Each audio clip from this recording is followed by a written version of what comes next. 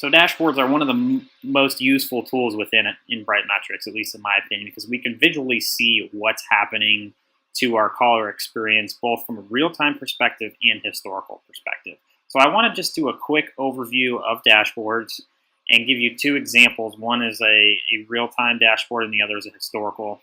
All right, so here's an example of a pretty basic real-time dashboard. And so the things we want to look at potentially as a supervisor are how our groups are performing and then how our agents are performing.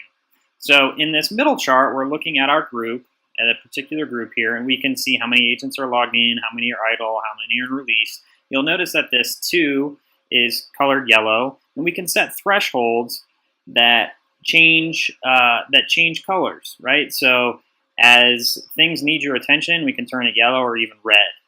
And that goes for a lot of the metrics in all these different dashboard charts. On the left-hand side chart here, we're looking at queued calls. We can see number of calls in queue, what the wait times look like. We can zoom in a little bit further and get some more detail about individual agent status here. So we can see the agents, their statuses, how long they've been in those different statuses.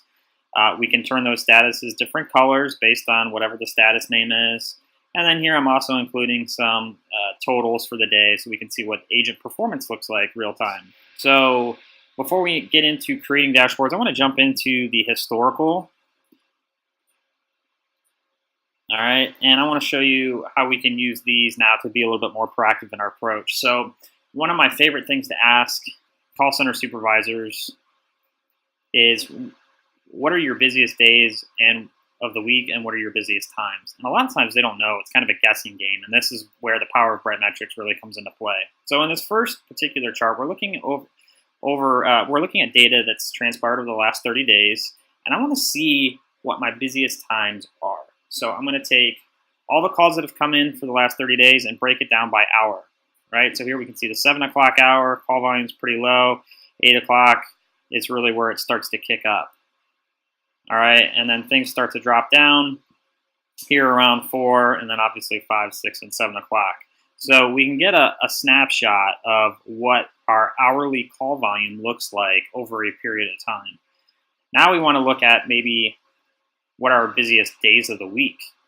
So here I've broken it down again. I'm looking back over 30 days worth of data, and now I'm breaking my call volume or my call counts down by day instead of by hour. So I can see, Monday, Tuesday it jumps up, Wednesday it comes down a little bit, Thursday it drops off, and then Friday and Saturday goes way down.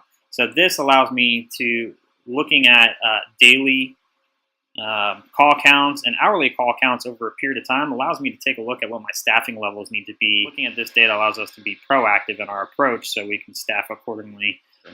And you'll notice in this call count by day, I have it broken out by day, but I'm actually showing you stacked here each individual group. This list at the bottom here are the individual groups for this particular call center, and I can see for Monday how many total calls came in. So our general queue had the most calls.